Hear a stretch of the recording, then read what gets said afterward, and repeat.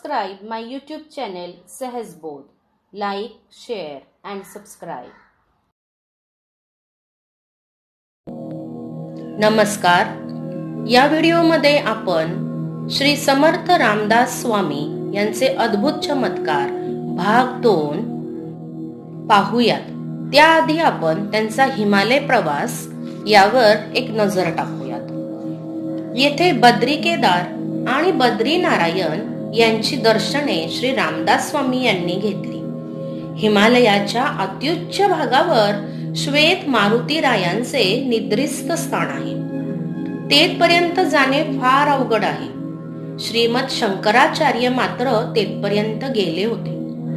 तेथे समर्थ गेले आणि मारुतींचे दर्शन घेऊन चातुर्मास राहिले. तेथे थंडी आणि बर्फ म्हणजे मनुष्याच्या सहनशक्ती बाहेर. त्यामुळे समर्थांना मनस्वी पीडा होऊ लागली. हे जाणून श्री मारुतींनी स्वतः त्यांना दर्शन देऊन एक टोप, मेखला, हुरमुजी वस्त्रे आणि माळ दिली. त्यावेळी समर्थांचे ध्यान असे होते: पायामध्ये पादुका, हातामध्ये माळ, एका काखेस तुंबा, दुसऱ्या काखेमध्ये कुबडी, मस्तकी टोप, अंगावर मेखला. तेथे चातुर्मास लोटल्यावर उत्तर मानस यात्रा करून पूर्वेकडे हिंडत हिंडत आणि सर्व तीर्थे करीत करीत समर्थ औंढ्या नागनाथास येऊन पोहोचले. ठिकाणी शरण आलेल्यांना अनुग्रह करीत आणि मठांची स्थापना करीत जगन्नाथास आले. तेव्हा तेथे पद्मनाभ ब्राह्मण समर्थांना शरण आला. यास्तव तेथे श्री रघुपतींच्या मूर्ती स्थापन करून तेथील मठावर त्याची योजना केली आणि आपण स्वतः दक्षिण तीरी आले. आता आपण ते दक्षिण तीरी आल्यावर श्री विभीषणांना जाऊन लंकेमध्ये कसे भेटले हे पाहूयात. समर्थ रामेश्वरास पोचल्यावर त्यांनी देवाचे दर्शन घेऊन पूजन वगैरे केले. तेव्हा मारुतींनी स्वतः प्रकट होऊन समर्थांना विनंती केली की आपण लंकेस चलावे. विभीषण आपल्या दर्शनाची फार प्रतीक्षा करीत आहेत. आपल्याला एक प्रश्न पडणे स्वाभाविक आहे की या काळी विभीषण कसे काय. परंतु आपणास माहित पाहिजे की 7 चिरंजीव आहेत. त्यापैकी विभीषण हे एक चिरंजीव मानले जातात.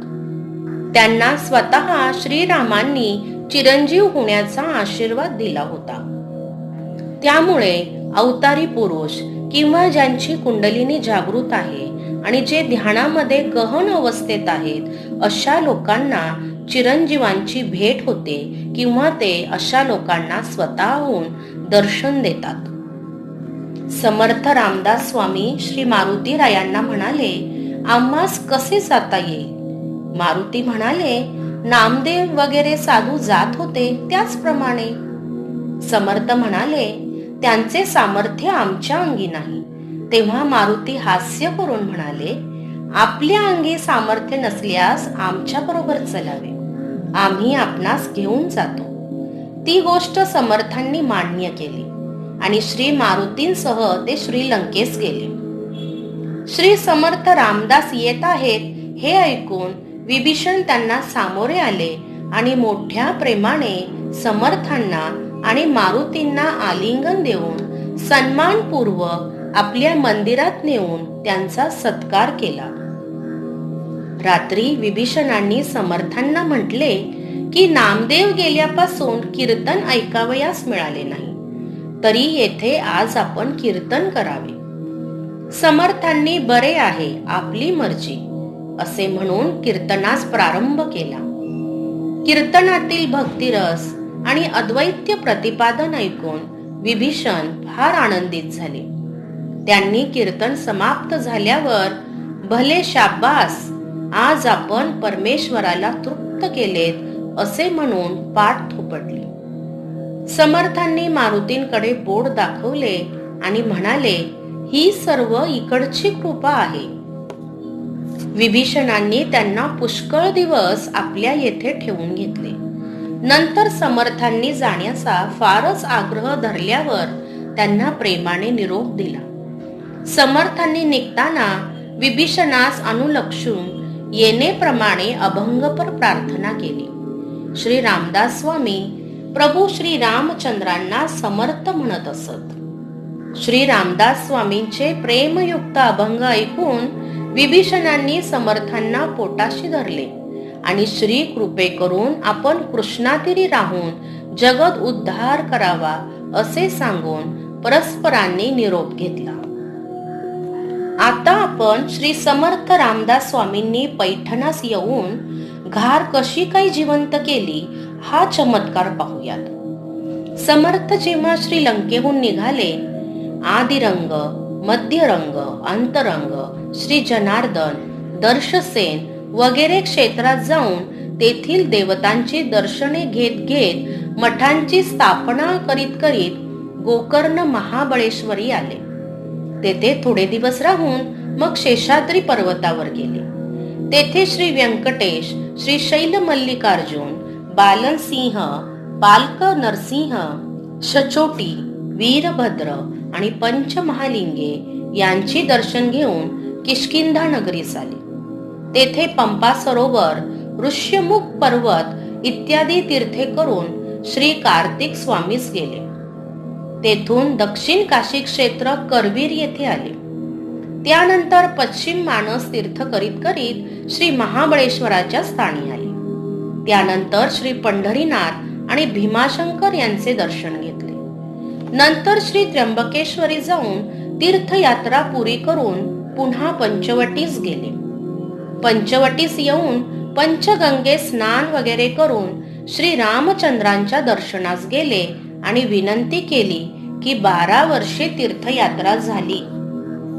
मनुष्य संचारी स्थळे आणि निर्मनुष्य स्थळे पाहिली, देवतांची दर्शने घेतली, ते सर्व पुण्य आपणास अर्पण हो असे म्हणता श्री रघुपतींनी हात पसरला आणि त्यावर समर्थ रामदास स्वामींनी उदक सोडले. नंतर श्रींनी प्रसन्न मुद्रेने समर्थांना आज्ञा केली, आता कृष्णातीरीस जावे. त्यावर समर्थांनी हात जोडून विनंती केली, गंगा प्रदक्षिणा करून मातोश्रींना आणि ज्येष्ठ बंधूंना भेटून मग जातो. रघुपतींनी ठीक आहे असे म्हणून ते अदृश्य झाले. नंतर समर्थ आपल्या तपोभूमीमध्ये टाकळीस आले. उद्धव गोसावी यांना भेटून फिरून आम्ही गंगा प्रदक्षिणेत जातो असे म्हणून त्यांचा निरोप घेतला आणि तेथून ते पैठणास आले. तेथे नित्य गंगा स्नान करून माधुकरी मागायची आणि भोजन झाल्यावर नाथांच्या वृंदावनाशी कीर्तन करायचे असा समर्थांचा नियम होता. एके दिवशी पायात पादुका, काखेत तुंबा आणि कुबडी, गळ्यात मेखला, मस्तकी जटाधार आणि टोप आणि हातात गलोल अशा वेशामध्ये समर्थ गंगेच्या काठावर आले. तेथे अनेक ब्राह्मण स्नान करीत होते. त्यांना पाहून समर्थांनी त्यांच्या पुढे साष्टांग नमस्कार घातला. समर्थांचा हा चमत्कारिक वेश पाहून ब्राह्मणांनी त्यांना प्रश्न केला, आपला आश्रम कोण? समर्थांनी हात जोडून उत्तर दिले, आश्रम ब्रह्मचर्य, उपासना श्री रामचंद्रांची, फिरणे स्वेच्छाचार.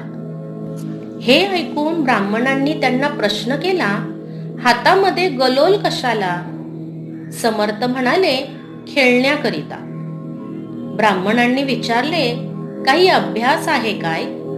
समर्थ म्हणाले, होय, थोडा बहुत आहे. तेव्हा वरून एक घार चालली होती. तिच्याकडे बोट दाखवून ब्राह्मण म्हणाले, हिच्यावर नेम धरा पाहू. समर्थांनी आज्ञा असे म्हणून त्या घारीवर नेम धरून गलोलीचा खडा मारला. तो ती घार पटकन खाली पडली आणि लागलीच तिचा प्राण गेला. हा प्रकार पाहताच ब्राह्मणांनी मोठा गवगवा केला. प्रायश्चित्त घेतले पाहिजे असे म्हणू लागले.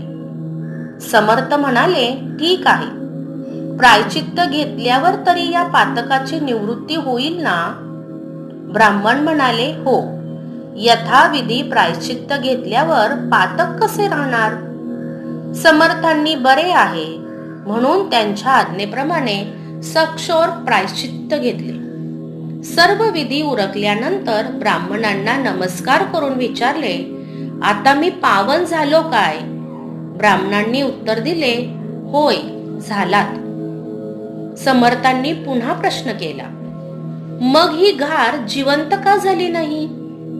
ब्राह्मण म्हणाले, एकदा मृत्यू पावलेला प्राणी पुन्हा जिवंत झाला आहे काय?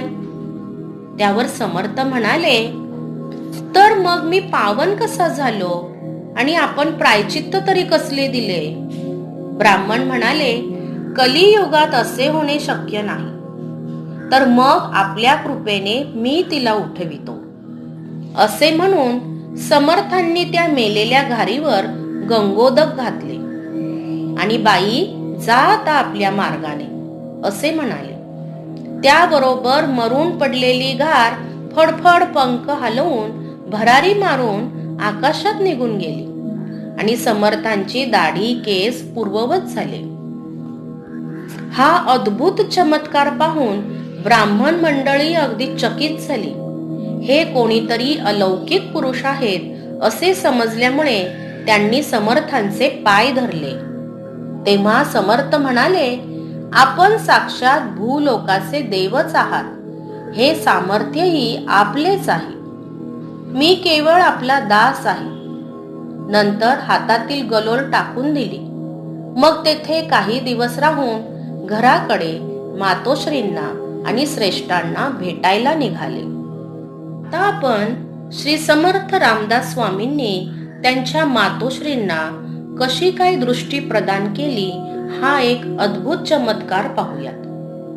समर्थ लग्न समयी अकस्मात पळून गेल्यापासून मातोश्रींना त्यामुळे किती दुःख होत असेल हे सांगणे नकोच. त्या वारंवार शोक करीत बसत. तेव्हा श्रेष्ठ त्यांचे समाधान करीत. श्रेष्ठ म्हणजे रामदास स्वामींचे मोठे बंधू, ज्यांना गंगाधर स्वामी असे म्हणतात किंवा त्यांचे टोपण नाव श्रेष्ठ हे आहे. श्रेष्ठ म्हणत, मातोश्री, आपण इतर मानवी स्त्रियांप्रमाणे शोक करता हे कसे काय? नंतर सूर्यनारायणाच्या वरप्रसादाचे मागील स्मरण देत आणि म्हणत, आपण आमच्या मातोश्री आहात असे नाही तर जगन्माता आहात. तेव्हा मातोश्रीस बरेच समाधान होईल. त्या श्रेष्ठांना वारंवार म्हणत की मला आत्मज्ञानाचा विचार स्पष्ट करून सांगावा. श्रेष्ठांनी उत्तर द्यावे, आमच्या शक्तीप्रमाणे आम्ही सांगितला. आता नारायण बुवा म्हणजे समर्थ रामदास स्वामी लवकरच येऊन आपले समाधान करतील. अशा रीतीने राणूबाई कालक्रमणा करीत होत्या. परंतु वृद्धापकाळ झाल्यामुळे शरीरास बरीच अशक्तता वाटत चालली होती आणि दुःख शोकाने त्यांचे नेत्रही गेले होते. त्यामुळे त्यांना नारायणाचा निधिध्यास लागून राहिला होता. समर्थ रामदास जांबेस येऊन पोहोचले. ते प्रथम मारुतीच्या देवळात जाऊन मारुतींचे दर्शन घेऊन घरी गेले. त्यांनी अंगणातूनच जय जय रघुवीर समर्थ असे म्हणून हाक दिली. मातोश्री ओटीवरच बसल्या होत्या. त्यांना वाटले की कोणीतरी गोसावी आला आहे, म्हणून त्यांनी श्रेष्ठींच्या पत्नीला हाका मारून, मुली, दारात कोणी गोसावी आला आहे, त्याला तांदूळ किंवा काही भिक्षा घाल असे सांगितले. सुनबाई भिक्षा घेऊन निघाल्या. इतक्यात समर्थ ओटीवर चढून आले आणि म्हणाले, भिक्षा घेऊन निघून जाणारा हा गोसावी नव्हे. मातोश्री आनंदयुक्त स्वराने म्हणाल्या, काय नारोबा आला की काय? समर्थ म्हणाले, होय आई. नंतर जवळ जाऊन त्यांनी मातोश्रींना साष्टांग नमस्कार घातला आणि चरणांवर मस्तक ठेवले. मग मातोश्रींचा आनंद काय विचारावा. प्रत्यक्ष मातोश्रीच त्यांनी बहुत प्रेमाने समर्थांना जवळ बसविले आणि मुखावरून हात फिरविला. तेव्हा मस्तकी जटाधार, मोठी दाढी आणि भव्य शरीर हे लक्षात येऊन कौतुकाने त्या म्हणाल्या, नारायणा, माझ्या नेत्रांनी आता काही दिसत नाही रे. आणि त्यांच्या डोळ्यात पाणी आले. तेव्हा समर्थ रामदास म्हणाले, त्याला काय उशीर. त्यांनी मातोश्रींच्या डोळ्यांवरून हात फिरविला तर काय चमत्कार, राणूबाईंना लगेच दिसू लागले. आधीच फार दिवसांनी पुत्र भेटला आणि त्यात त्याने आणखी नेत्र देऊन अद्भुत सामर्थ्य दाखविले. त्या म्हणाल्या, नारायणा, तू मला टाकून गेलास आणि ही भूतचेष्टा कोठे शिकलास. त्यावर समर्थ म्हणाले, आई, खरेच मला एक भूत लागले आहे. असे म्हणून एक पद तात्काळ रचून म्हणू लागले. हे पद फारच सुंदर आहे आणि यामध्ये त्यांनी श्रीरामांचे वर्णन केले आहे. हे पद वाचून दाखवते, शांतपणे ऐका. होते वैकुंठीचे कोणी, शिरले अयोध्या भुवनी. लागे कौसल्येच्या स्तनी, तेची भूत गे माय. जाता कौसल्येचे राऊळी, अवलोकिता भयंकाळी. ताटिका ते छळून मेली, तेची भूत गे माय. मार्गी जाता वनांतरी, पाय पडता दगडावरी. पाषाणाची झाली नारी, तेची भूत गे माय. जनकाचे अंगणी गेले, शिवाचे धनुष्य भंगिले. वैदेही अंगी संचरिले, तेची भूत गे माय. जेने सहस्रार्जुन बदिला, तोही तत्कालीच भ्याला. धनु घेऊन देह रक्षिला, तेची भूत गे माय. पित्याच्या भाकेसी, कैकईचे वचनासी. मानुनी गेले अरण्यासी, तेची भूत गे माय. 14 संवत्सर तापसी, अखंड हिंडे वनवासी. हाते भुजंग पोशी, तेची भूत गे माय. सुग्रीवाचे पालन, बालीचे निर्दालन. तारी पाण्यावरी पाशान, तेची भूत गे माय. रक्षी मरणी विभीषण, मारी रावण कुंभकर्ण. तोडी अमरांचे बंधन, तेची भूत गे माय. वामांगी स्त्रियेला धरिले, धावनी शरयू तिरी आले. तेथे भरताशी भेटले, तेची भूत गे माय. सर्व भूतांचे हृदय, नाम त्याचे रामराय. रामदास नित्य गाय, तेची भूत गे माय. हे पद ऐकून मातोश्रींना अत्यंत प्रेमाने त्यांच्या पाठीवरून हात फिरवला. इतक्या श्रेष्ठ घरामध्ये स्नान संध्या करीत होते. तेही यज्ञोपवीत धरून बाहेर आले. समर्थांनी सद्गदित अंतकरणाने श्रेष्ठांच्या चरणांवर मस्तक ठेवले. श्रेष्ठांनाही फार आनंद झाला. श्रेष्ठांनी प्रश्न केला, मी हातामध्ये यज्ञोपवीत धरून का आलो, हे ध्यानात आलेच असेल. समर्थ म्हणाले, बरोबरच आहे. मी आज इतके दिवस बाहेर राहून ब्राह्मणत्व रक्षण केले आणि शिवाय बहुता दिवशी भेटणे ते गायत्री आणि सूर्यदैवत यांच्या समक्ष भेट झाली. तो आनंद काय वर्णावा, केवळ भरत भेटच ती. नंतर उभयंतांनी स्नान संध्या पूजा करून भोजन केले. मातोश्रींचा आनंद तर गगनात मावेना. त्यांच्या अंगावर रोमांच उभे राहिले आणि नेत्रातून आनंदाश्रू चालले. मातोश्री समर्थांना म्हणाल्या, नारायणा, तू कुळाचा उद्धार केलास. समर्थ काही दिवस जाममध्ये राहिले. नित्य गंगा स्नान करून संध्या पूजा करून भोजनोत्तर उभयता बंधू आणि मातोश्री एकांती बसून आत्मचर्चा करीत असत. हे त्यांचे संभाषण अभंगवाणीत चालत असे. 100 अभंग सहज एका बैठकीत होत. नंतर खून पटली म्हणजे एकमेकांना मिठी मारत. हे बंधू बंधूंचे निस्सीम प्रेम पाहून मातोश्रींनाही परमानंद होत असे. बरेच दिवस गेल्यानंतर समर्थांनी निरोप मागितला.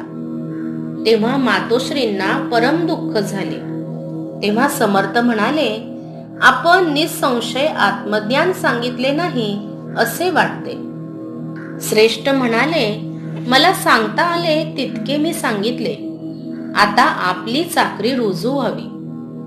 समर्थ म्हणाले, समजलो, माझी परीक्षा पाहिजे आहे काय? असे म्हणून मंद हास्य केले. आणि श्री भागवतातील कपिल महामुनींनी मातोश्री देवहूतीस आत्मज्ञान विचार सांगितला आहे.